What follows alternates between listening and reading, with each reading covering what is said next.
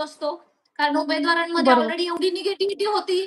डिसेंबरमध्ये भरती होणार सांगणारे सुद्धा आता तुम्ही पाहत जुलै आहात की ऑगस्ट मध्ये भरती होणार, जुलै ऑगस्ट मध्ये होणार, टॅब ओपनच होणार नाही. एवढ्या लवकर समायोजन होतंय का? एवढ्या लवकर बदली होती का? आपण सांगत होतो जनगणना आली आहे, बदली नाही होणार यावर्षी.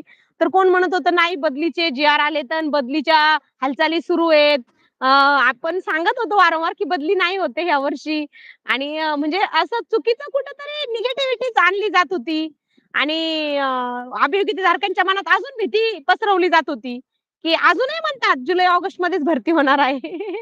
अजूनही म्हणतात. म्हणजे नाही टॅब म्हणजे ओपन अजून झाला इकडे तरी. सध्या ऐका ना, पोर्टल अचानक सुरू झालं. आपण ते सांगत होतो, सदम्यामध्ये विश्वास आहे. नव्हता. तेव्हा तो धक्क्यातून कोण बाहेर आलेला ते नाहीये. त्यामुळे त्यांना तो सदम्याच्या बाहेर नाही विश्वासच आले बसत ते. नाही की पोर्टलवरती जाहिराती सुरू झाल्या.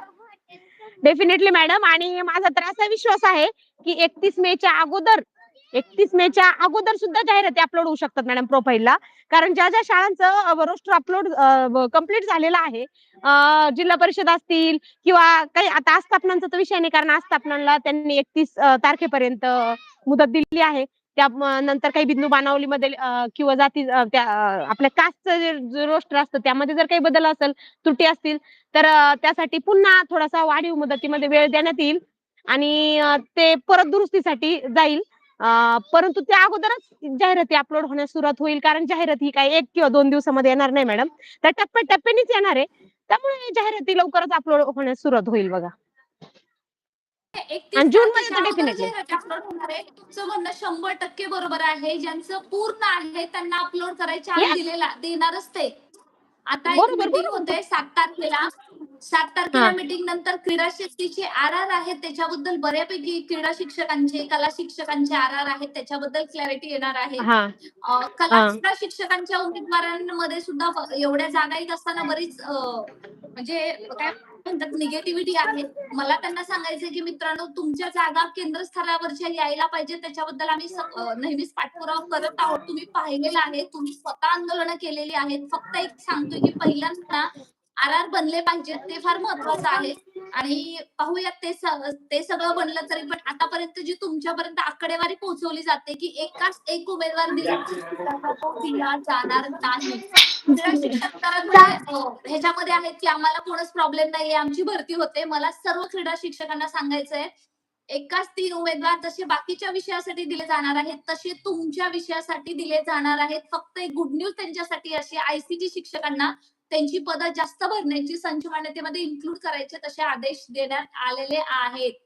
सो मला असं वाटतं खूप चांगली महत्वाची गोष्ट आहे की याच्या अंतर्गत कार्यानुभव जे आतापर्यंत त्यांनी संच मान्यतेमध्ये दाखवले नव्हते. शाळेमध्ये कम्प्युटर शिक्षक असायला हवा, कारण झेडपी मध्ये डिजिटल एज्युकेशन सुरू करत आहेत. त्यामुळे याच्या अंतर्गत ज्यांचं बीएससी कम्प्युटर झालेलं आहे, एमएससी कम्प्युटर झालेलं आहे, त्यांना या भरतीमध्ये आयसीटीच्या जागेसाठी सुवर्ण संधी येते. त्याच्या संदर्भातलं नुकतंच अपडेट आपण परीक्षा परिषदेकडून घेतलेलं आहे.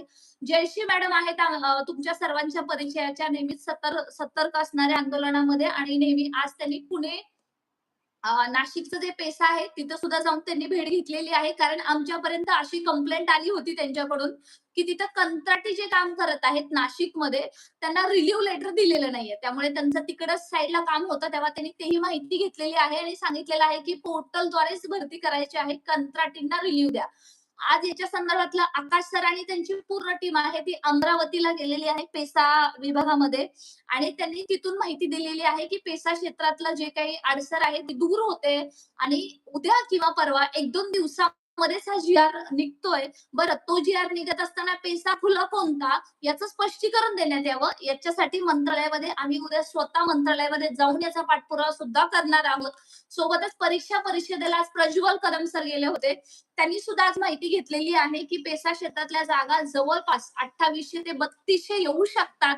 त्या फक्त आणि फक्त पेसा आणि नॉन पेसाच्या जसं जयश्री मॅडमनी सांगितले की टोटल मिळून 6 ते 6,500 जागा येतील. कारण डेफिनेटली दुसऱ्या मॅडम या भरतीमध्ये ह्याच्या 50%च्याच अर्ध्याच जागा भरल्या. आहे. एवढ्या कमी जागा नाहीयेत मॅडम, कारण का तर 2022 ला ही भरती झालेलीच नाहीये मॅडम. 2022 ला ही भरती झाली नाहीये म्हणून या जागा जास्त आहेत. आणि जरी तुम्ही माहिती काढली तर ही 50%तलीच माहिती आहे.